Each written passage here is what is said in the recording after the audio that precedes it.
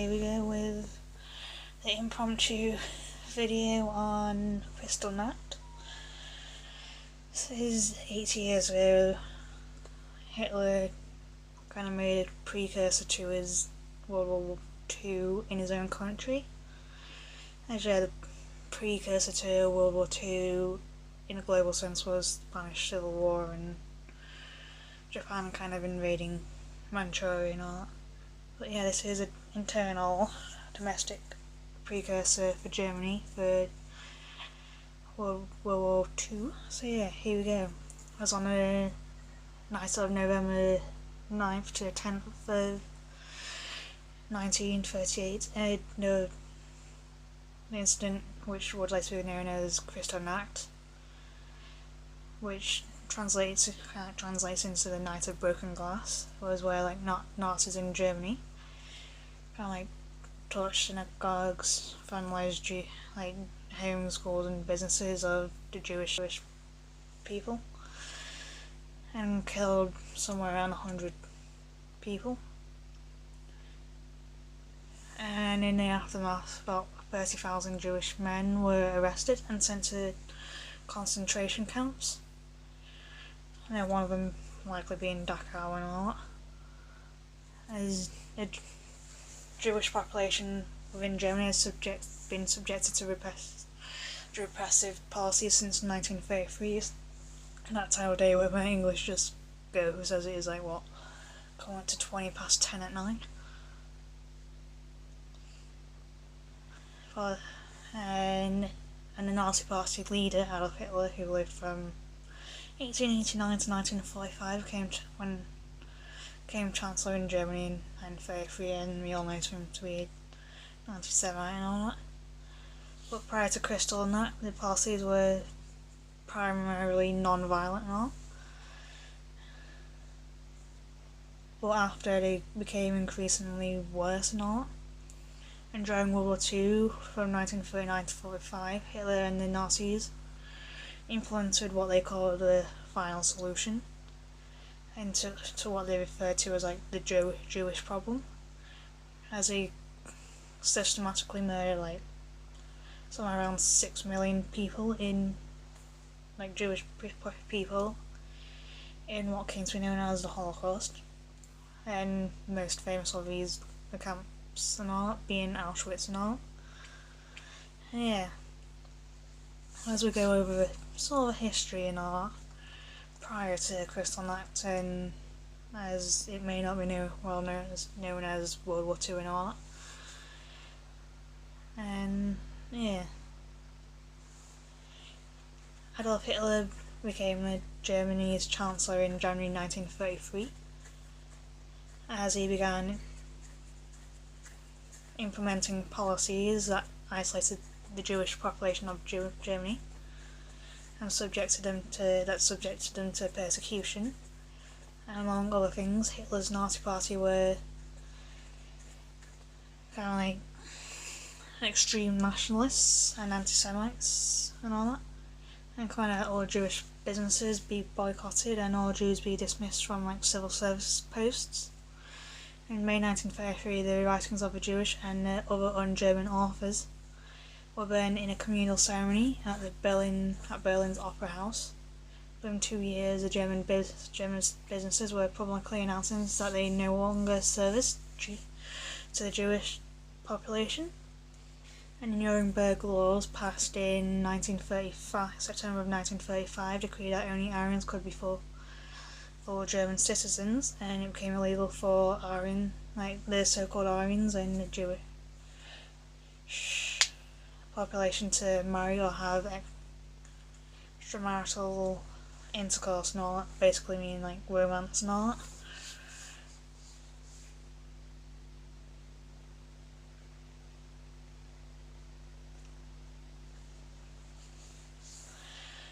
And yeah, just to throw a quick fact in there, US aviator Charles Lindbergh toured Germany and was given a medal by Hermann Goering, who was the one that was on top of in the German Air Force and all that, in the Luftwaffe and all that. and after Kristallnacht, Lindbergh declined the motion and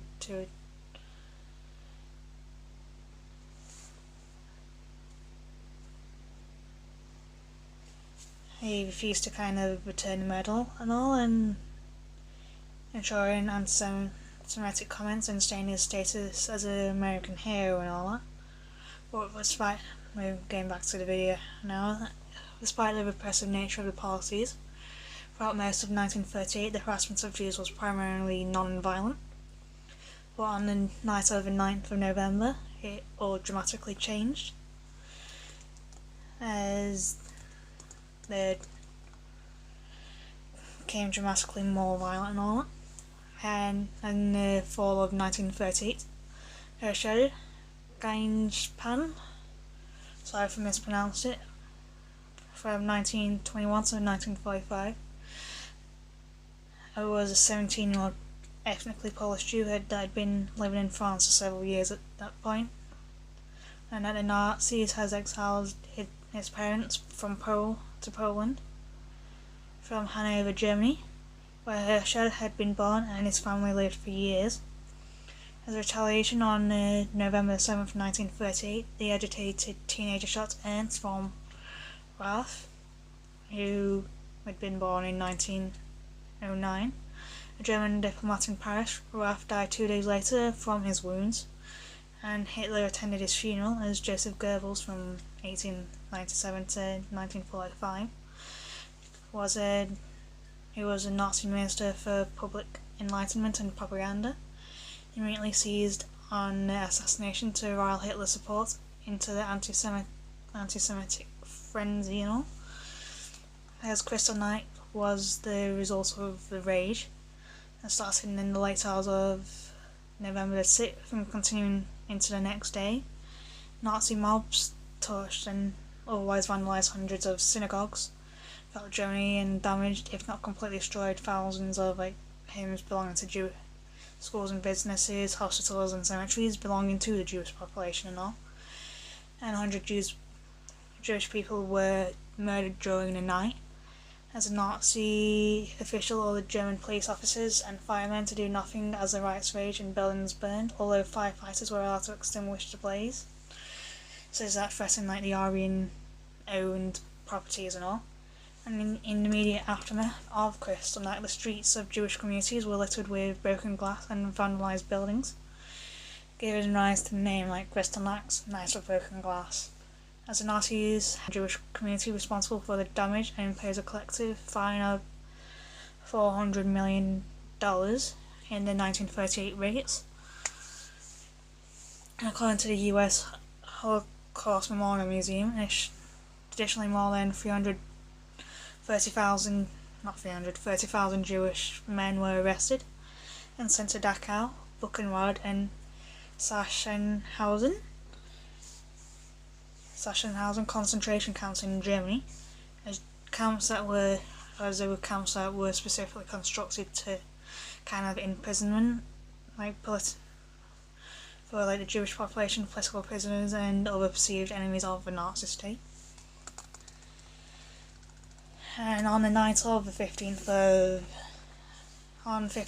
November 1938, Franklin D. Roosevelt, who lived from 1882 to 1945, who was then the American president, responded to Kristallnacht by reading a statement to the media in which he harshly denounced the rising tide of anti-Semitism and violence in Germany. And he also recalled E. Wilson, who was the ambassador to Germany. And despite Roosevelt's condemnation of the Nazi violence, the US refused to ease immigration restrictions they had in place, and constraints that prevented the mass immigration of the German Jewish population from seeking safety in America. And one of the reasons was anxiety over the possibility that Nazi infiltrators would be encouraged to legally settle in the USA. And a more obscure reason was the anti-Semitic views held by the various upper echelon officials in the US State Department. One of such administrator was Breckinridge, long, from 1881 to 1958. He was responsible for carrying out policies relating to immigration, and Long took an obstructionist role in granting visas to the European Jewish population. Maintained this policy even when America entered World War II on December 7th, 1941, as when the Japanese attacked Pearl Harbor in Hawaii. As the violence of Kristallnacht served a notice to the German Jewish population that Nazi anti-Semitism wasn't a temporary predicament and would only intensify after that. As a result, many Jews began to plan an escape from their native land. As Arthur Spenier from 1899 to 1944, Albert Leukowitz from 1883 to 1954 were two who wanted to come to the US. However, it wasn't exactly simple. As Spanier had been a Hebrew librarian at the Prussian State Library and an instructor at the Hochschule für der Wissenschaft der Judentums, another higher institution for Jewish studies, both located in Berlin, Germany. After Kristallnacht, he was sent to a concentration camp but was soon released upon receiving a job from Cincinnati, Ohio based Hebrew Union College. As Spanier applied for American visa, but none was forthcoming. As Julian Morgenstern from 1881 to 1976, president of the college, travelled to Washington, D.C. for an explanation. As Morgenstern was told that Spanier was denied the visa because he was a librarian and according to US State Department rules, a visa could not be issued to an academic in a secondary educational position, even if a major American educational institution had pledged support to him. As Leukowitz, a philosophy professor at the Breslau Jewish Theological Seminary, was granted a visa, as he and Spanier travelled to Rotterdam in the Netherlands, but were trapped when the Germans invaded in May 1940. As Leukowitz's visa was destroyed as the Germans bombarded the city.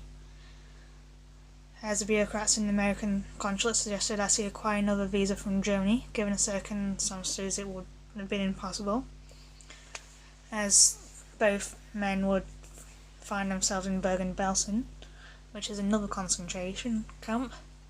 Spanier lost his life, while Leukowitz was released in 1944 during a prisoner exchange, and he settled in Palestine.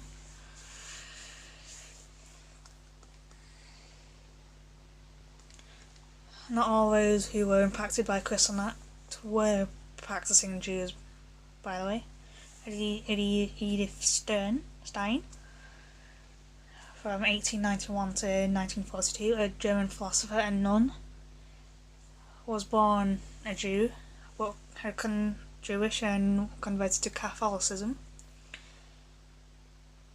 She was accepted as an initiate at the Carmelite convent in Cologne, Germany, and took the name of Teresa Benedicta Accuse, and she was joined by her older sister Rosa, who would also become a Catholic.